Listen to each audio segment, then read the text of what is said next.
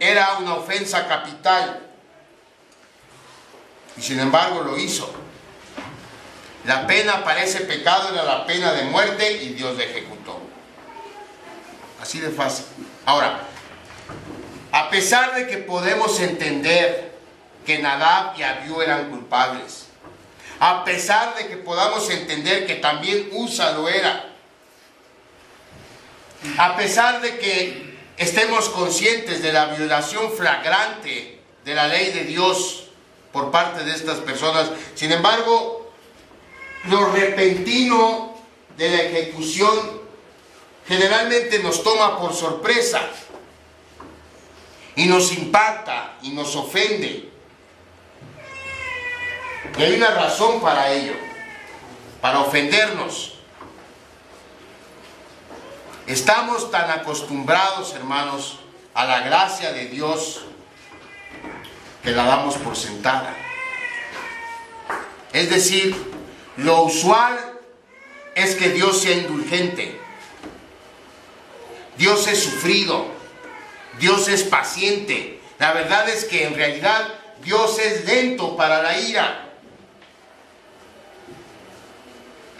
De manera que cuando su ira por fin explota, nos impacta y nos ofende. Ahora, la Biblia no dice, pero debemos preguntarnos cuando analizamos el caso de Nadab y Abiú, ¿cuántas veces habrían hecho ya antes esto? Que la Biblia nada más relata la última vez que lo hicieron y que Dios los mató. Pero eso que hacían, es decir, poner incienso en el altar del incienso, acuérdese, tenían que hacerlo 2 veces al día, todos los días. Y podemos especular y decir, ¿cuántas veces no lo harían? Hasta que Dios se cansó y ejecutó su juicio sobre ellos.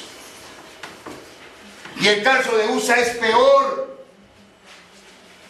porque en el caso de Usa todo el procedimiento estuvo mal, todo lo que hicieron. En primer lugar, nadie podía ver el arca, nadie. Y resulta que todo el pueblo, dice la Biblia, estaba delante del arca, y estaban cantando y estaban bailando delante del arca. Luego, ¿qué rayos hacía el arca sobre unos bueyes cuando los únicos autorizados para cargar el arca eran los levitas? Nadie más. Y sin embargo el arca estaba sobre unos bueyes. Y encima de todo llega Usa y toca el arca. Ya fue mucho. Seguramente la paciencia de nuestro Dios se agotó.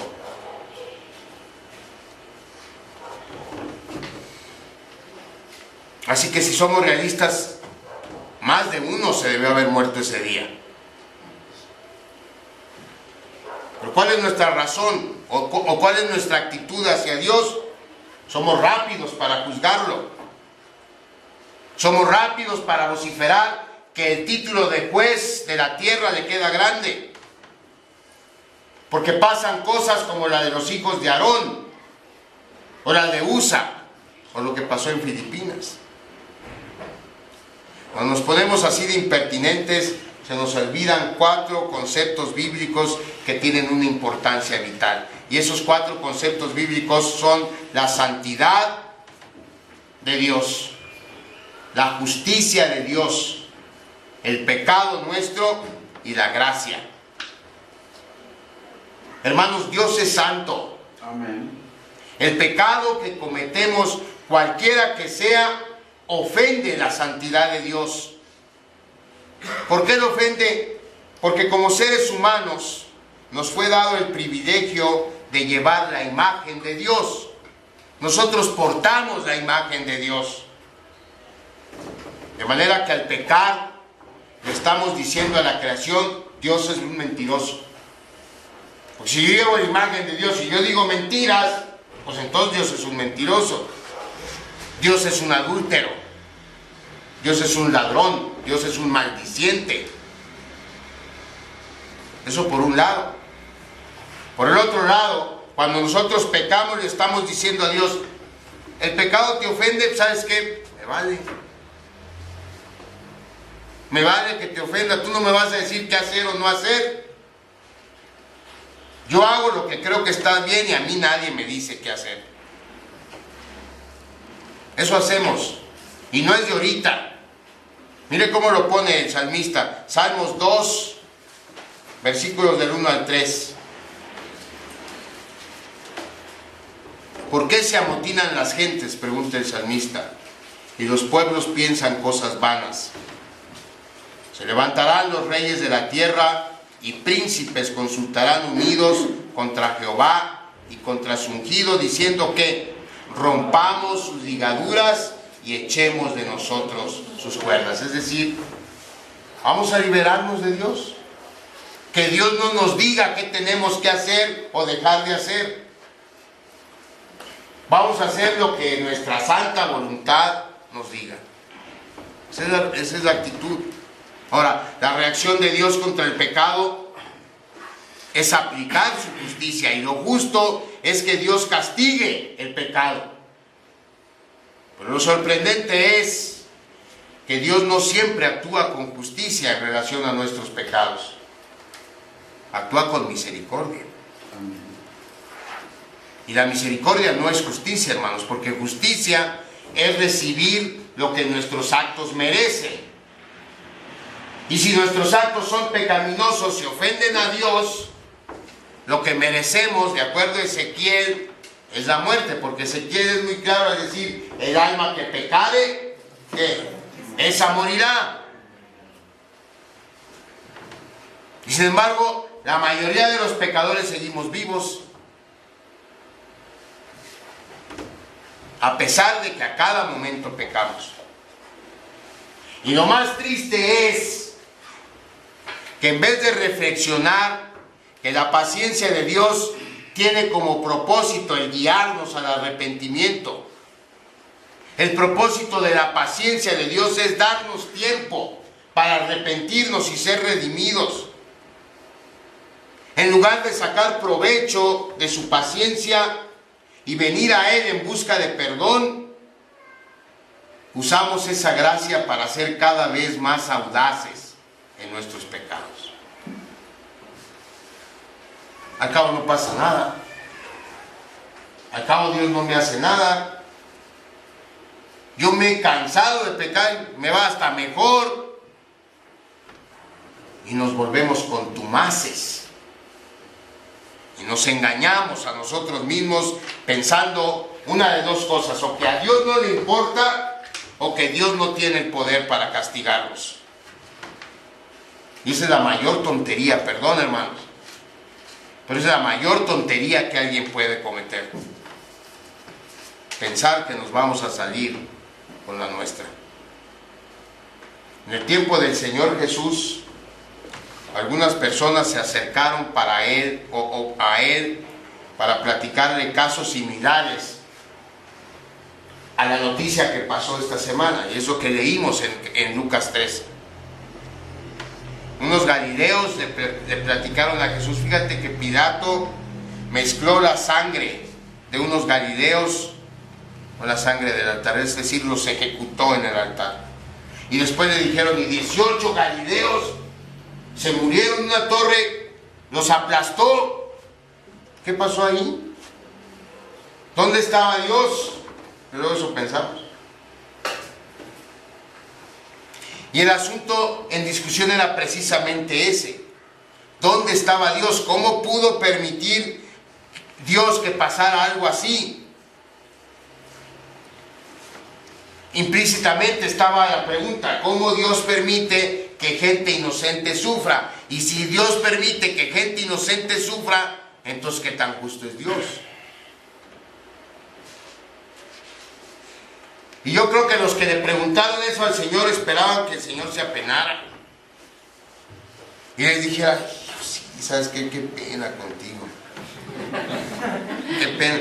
Yo creo que mi papá estaba descuidado y cuando acordó ya la torre se había caído. Disculpa, de veras, yo voy a decirle que ponga más cuidado la otra vez. para que ya no le vuelva a pasar eso. Pensaban que algo así les iba a contestar el Señor. No fue lo que les dijo. 2 veces les dijo. ¿A poco creen que esos son más malos que ustedes porque se murieron? No. Y 2 veces les dice, si no se arrepienten, ustedes también se van a morir. Es que ni me pregunten. En otras palabras, el Señor está diciendo, es que ustedes están haciendo la pregunta equivocada. Porque la pregunta es, o no es, ¿por qué Dios permitió que la torre se cayera sobre esos 18 hombres? La pregunta es, ¿por qué yo no era uno de esos 18 hombres? ¿Por qué la torre no se me cayó a mí? Tan pecadores eran ellos como pecadores somos nosotros.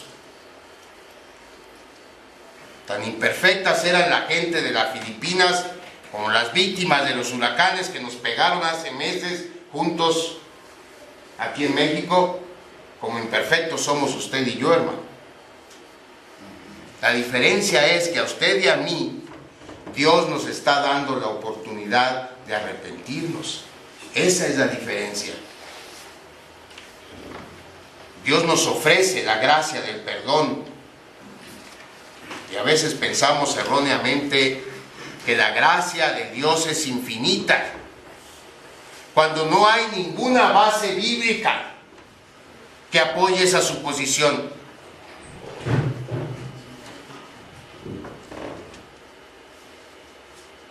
La gracia de Dios es grande, es inmensa, pero no es infinita. Tiene un límite. Dios pone límites a su paciencia. Dios pone límites a su indulgencia. Pero tenemos la tendencia de dar por sentada la gracia de Dios. Y eso hace que de vez en cuando Él sienta la necesidad o tenga la necesidad de decir aguas. No pienses que no tengo el poder para castigarte. No tengo el poder. Por algo es el soberano del universo. Por eso es la autoridad máxima en el universo. Es como si Dios nos dijera, tengan cuidado. Mientras gozan de mi gracia, cuidado, no se olviden de mi justicia. Ni se olviden de la gravedad de su pecado. Ni se olviden que yo soy santo y que su pecado me ofende. Esa es la oportunidad que Él nos está dando, hermanos. Mientras no nos pase nada, en vez de confiarnos y decir, no hombre, Dios está ocupado en otras cosas, debemos reconocer que Él nos está dando una oportunidad. Y hasta hoy ustedes y yo hemos gozado de esa gracia de Dios. Así que si estamos viviendo en pecado, hoy es tiempo de arrepentirnos, hermanos. Hoy es tiempo de ponernos en paz con Dios a través del único camino que Él ha establecido para ponernos en paz con Dios. Y ese camino es aceptar que Jesucristo, siendo sin pecado, cargó con los pecados nuestros para darnos salvación y vida eterna. Así que la pregunta es, ¿qué vamos a hacer?